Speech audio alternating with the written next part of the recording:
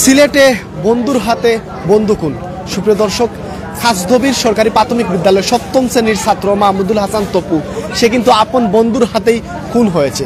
ইন্না লিল্লাহি ওয়া ইন্না ইলাইহি রাজিউন।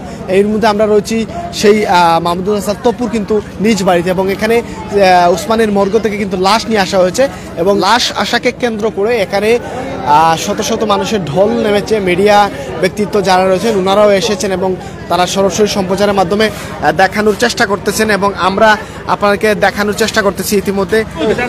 আমি বিচার চাই, আমার আমার ভূত রয়েছে না, আমি এ বেটির ভূত বেটির কথা না, আমি ফাঁসি চাই, আমার ভূত দুনিয়াত নাই, আমি পরে ফাঁসি চাই, যারা যারা মারছে আমি আমার ভূতের বদলাই আমি ফাঁসি চাই, আমি আর কোনটা চাই না গো। ভাই রাত্রে আমরা একসাথে খাওয়া দাওয়া করছি, রাত 11টার দিকে খাওয়া দাওয়া করছি। 11:30টার দিকে তার কিছু বন্ধু তারা ডাক দিছে বাইরে যাওয়ার লাগে। তো আমি জিজ্ঞাসি বারবার যে কই যাস, আমার আর কিচ্ছু কইছে না, আইছে বাসার ঘর থেকে বাড়াইয়া। তো বাড়ানির প্রায় 10-15 মিনিট পরে শুনি যে তার বন্ধু একটাই পেটের মাঝে চাকরি দিয়ে পার মারি দিছে। তার বন্ধুর লগে আরো 10-15 জন আসলো, আর আমার বাড়ির লগে আসলো 3 জন, তার লগে আসলো 3 জন। তো পার মারার পরে আমরা দৌড়িয়া বাড়াইছি, বাড়িয়ে আমি পরে তার বন্ধু বান্ধব আসলো যারা, তারা হসপিটাল নিয়ে গেছে। পরে আমরাও গেছি হসপিটালে। যাওয়ার পরে তারা অপারেশন থিয়েটারে নেওয়া হয়েছে। নেওয়ার পরে ডাক্তারে করে যে তার অবস্থা খুবই ক্রিটিক্যাল, তার আইসিইউ নেওয়া লাগবে, এবং তার খুব ব্লিডিং হয়েছে, তার ফুসফুসের মাঝে ক্ষত হয়ে গেছে, তার ভিতরে রক্ত জমাট বাঁধে গেছে। পরে আমরা উসমানী তো আইসিইউ বেড খালি নাই, অন্যান্য প্রাইভেট হসপিটালেও যোগাযোগ করেছি আইসিইউ বেডের জন্য, কোনো জায়গায় খালি পাই নাই। অবশেষে আমার ভাই অনেক কষ্টে মৃত্যুর সাথে পাঞ্জালরে মারা যায়। যারা আমার ভাইকে এভাবে নির্মমভাবে কুপিয়ে জখম করেছে তাদের আমি দৃষ্টান্তমূলক শাস্তি চাই, তাদের ফাঁসি চাই। তারা ছিল যে মেইন চাকুটা মারছে, তার নাম হচ্ছে জাহিদ, সে দারুসালামের ওইদিকে থাকে। আর তার সাথে আরো কিছু সাংবাদিক ছিল, ওদেরকে আমরা চিনি না। আপনার ভাইয়ের পুরো নামটা কি?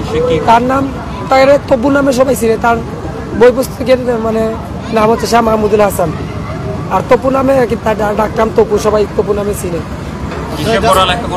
ক্লাস 7-এ পড়তো খাসদবি সরকারি প্রাথমিক বিদ্যালয়ে। যারা এই যে কুপিয়েছে বা যে তার কাছে পূর্ব শত্রুতা ছিল কিনা আপনি জানেন কিনা? না, তারা তো আমি জানি খুব ভালো বন্ধু ছিল, একসাথে চলাফেরা খেলাধুলা করতো, কিন্তু হঠাৎ কি বিষয়ে তাদের মধ্যে ঝামেলা হয়েছে আমি এটা সঠিক জানি না।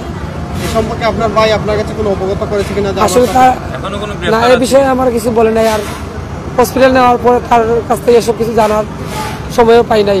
আসামি গ্রেফতার হয়েছে কি? আসামি শুনেছি গ্রেফতার হয়েছে। আমরা পুলিশের কাছে সব কিছু রিপোর্ট হস্তান্তর করছি, কারণ পুলিশে ওই পোস্টমর্টম রিপোর্ট 3 মাস পরে বলছে দিবে। আমাদের বলছে যে এয়ারপোর্ট থানা আজকে রাত্রে যাওয়ার জন্য তারা এখানে আমাদের। আমরা 2 ভাই 4 বোন। তপু সবার ছোট। হ্যাঁ, আর 2 বোনের বিয়ে হয়েছে, আর আমরা 2 বোন 2 ভাই এখনো আছি আর কি। আমার এক বোন এমসি কলেজে পড়ে।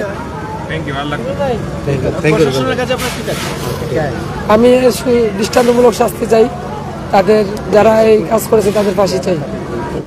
ও আল্লাহ, আমার মন রে আমি ভাষানো করতে পারি না, আমার একটা বড় বাউ নাই, রুজি কইরা বরে খাওয়াইয়া বড় করি তুলে কয় আমার একটা দিন একটা ভাই হইব গো, ই ভাইয়ে আমার ভবিষ্যতে করব গো, আমার ডিম যুদ্ধ করি খাওয়াই বড় হইতো আমার ভূত গো।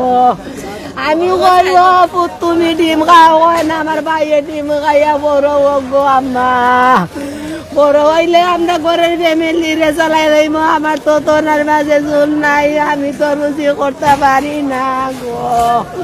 দেখতেই পাচ্ছেন কিভাবে আসলে কান্নার রুল পড়ে গেছে। আসলে এই যে একটি মর্মান্তিক বিষয়, সত্যি আসলে অনেক কষ্টদায়ক। আমরা যারা জানতে চাচ্ছেন এটা কোন জায়গা পড়ছে, আমি আবারও বলছি খাসদবির সংলগ্ন আসলে ইলিয়াস খান্দি এবং সেখানে উদয়ন 2 নম্বর রোডে একটু ভিতরে প্রবেশ করে আপনারা ইলিশকান্দি জামে মসজিদ পেয়ে যাবেন। জামে মসজিদের ঠিক পাশেই কিন্তু আপনারা এই মাহমুদুল হাসান তপুরও কিন্তু বাসা, এবং সে 7ম শ্রেণীর ছাত্র এবং তার বয়স মাত্র 11 বছর, এবং সে তার বন্ধুর হাতেই খুন হয়েছে। যার হাতে খুন করেছে তার নাম প্রকাশ করা হচ্ছে জাহিদ নামে।